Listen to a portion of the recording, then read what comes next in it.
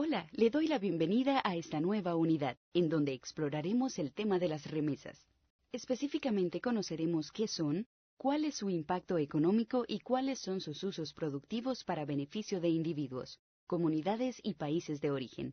Aun cuando existen dificultades para estimar de manera precisa el volumen de las remesas financieras, se considera que constituyen una fuente importante y relativamente estable de divisas, las cuales han permitido a muchos países mantener un cierto equilibrio macroeconómico.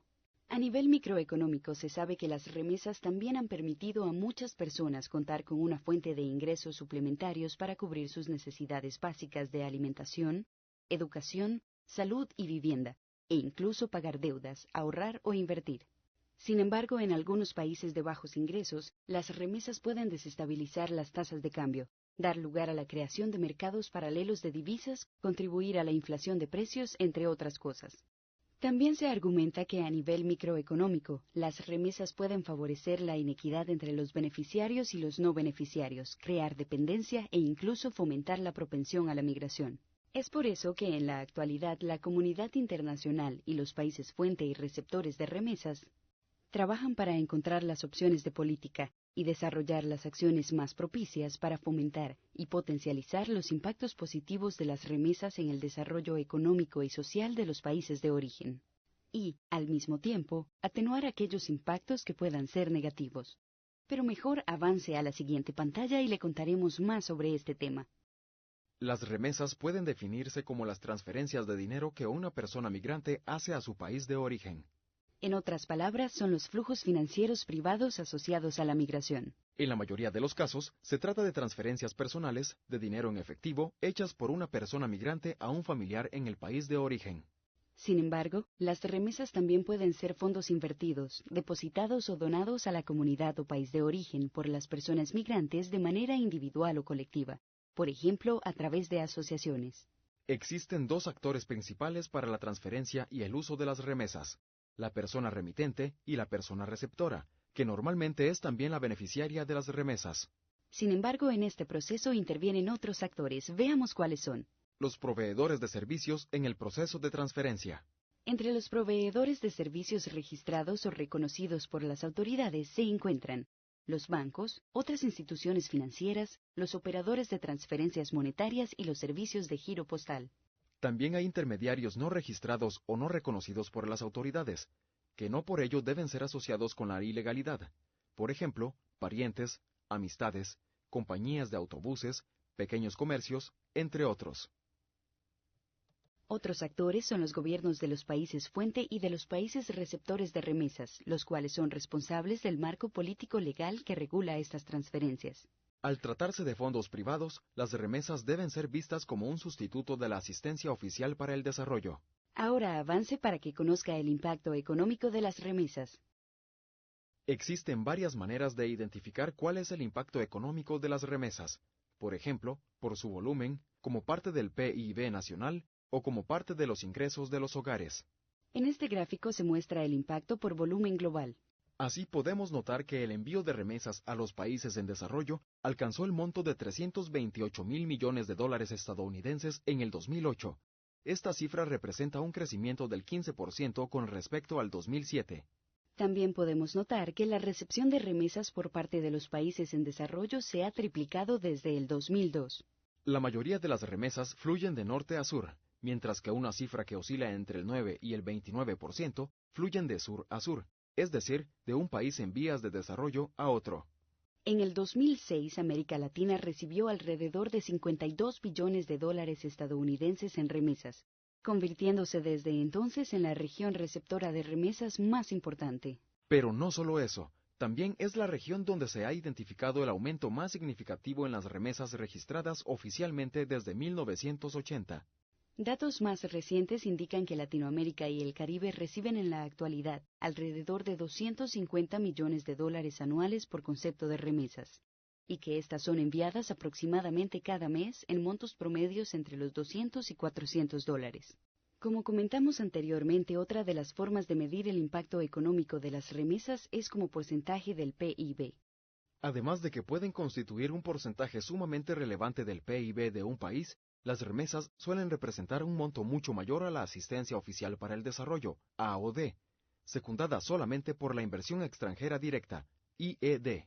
Antes de pasar a ver la medición del impacto económico de las remesas por medio del ingreso en los hogares, queremos invitarle a reflexionar acerca de cómo afecta la crisis económica el envío de remesas. Haga clic en el siguiente botón para estudiar una lectura con este tema. Posteriormente, continúe avanzando. Las remesas son una fuente importante de recursos para muchos hogares de bajos y medianos ingresos en los países en desarrollo. En América Latina, la proporción de hogares que recibe remesas varía de manera significativa entre los países. Por lo general, las remesas generan impactos positivos en algunos indicadores de desarrollo y en las condiciones de vida de los hogares beneficiarios. Sin embargo, su impacto en algunos casos es moderado debido a los siguientes factores. En primer lugar, las remesas no siempre se dirigen a los beneficiarios más pobres. Y también los costos de la migración que preceden estos flujos y los costos del envío de remesas afectan sus impactos. El hecho de que las remesas representen una proporción mayor del ingreso en los hogares más pobres que en aquellos más ricos no significa que las remesas son distribuidas de manera equitativa entre los hogares. De hecho, en muchos casos, las remesas conforman una proporción mayor de ingreso total de los hogares más ricos, respecto a todos los hogares en todos los quintiles de la población.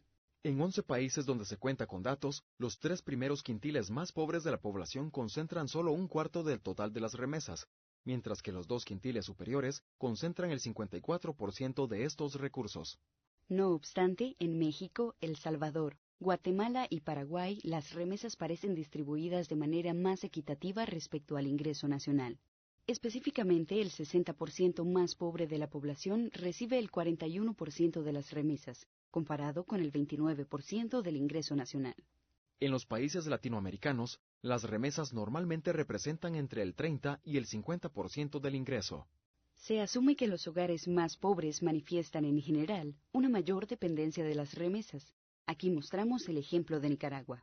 Para finalizar este tema, es necesario considerar que la distribución de estos recursos al interior de los hogares mismos no siempre es equitativa, y más bien responde tanto a prioridades personales e intereses de los o las beneficiarias, como a cuestiones más generales o nociones socialmente construidas como las diferencias de género.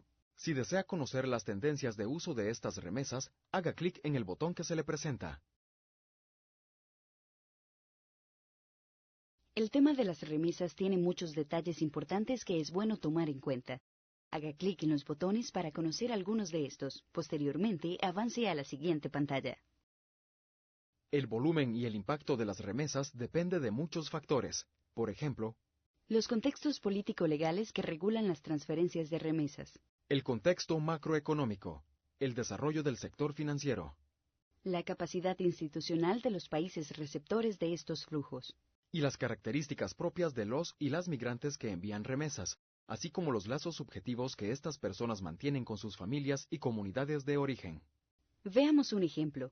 En un contexto donde hay políticas y regulaciones que facilitan la competencia sana entre los proveedores de servicios registrados, donde el sector financiero está altamente desarrollado y donde las instituciones innovan en la creación de servicios, por ejemplo, trámites de forma electrónica, hay más probabilidades de influir en los precios, de manera que los costos se reducen y el envío de remesas se vuelve más accesible para las y los usuarios.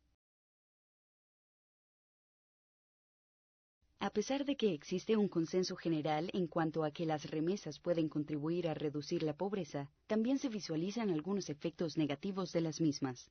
Por ejemplo, existe la posibilidad de que las remesas refuercen la desigualdad cuando ésta es muy grande al inicio. Sin embargo, también pueden compensarla cuando la desigualdad es inicialmente poca. Otro posible efecto negativo es la dependencia económica de las remesas, ya que ésta puede mermar la motivación de las familias receptoras para desarrollar sus propias actividades generadoras de ingresos. Y finalmente, el dinero de las remesas se invierte en su mayor parte en el consumo. Esto es un potencial efecto negativo, porque la inflación se ve estimulada cuando la economía nacional tiene una capacidad limitada para responder a una alta demanda de bienes como resultado de estos influjos.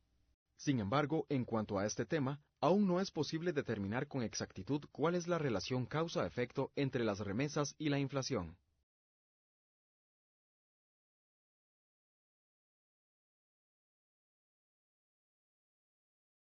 Imagine que usted es una persona migrante que ha trabajado desde que llegó a su país de destino y ha ahorrado dinero para enviar remesas a su país de origen. ¿Cuál sería para usted el proceso ideal para el envío de remesas? Probablemente que tenga costos bajos, que tenga acceso a las entidades encargadas de tramitar las remesas y que en general usted posea toda la información necesaria al respecto. Lamentablemente, en la actualidad, los cargos cobrados por el envío de remesas por parte de los servicios registrados, incluyendo los bancos y los operadores mundiales de transferencias de dinero, son altos. Específicamente pueden llegar a representar hasta el 20% del monto principal. Además de esto, las personas migrantes no siempre tienen acceso a dichos operadores o a instituciones financieras registradas. Por esta razón, se han planteado algunos ejes específicos para el mejoramiento de los servicios de remesas. Haga clic en los botones para conocerlos.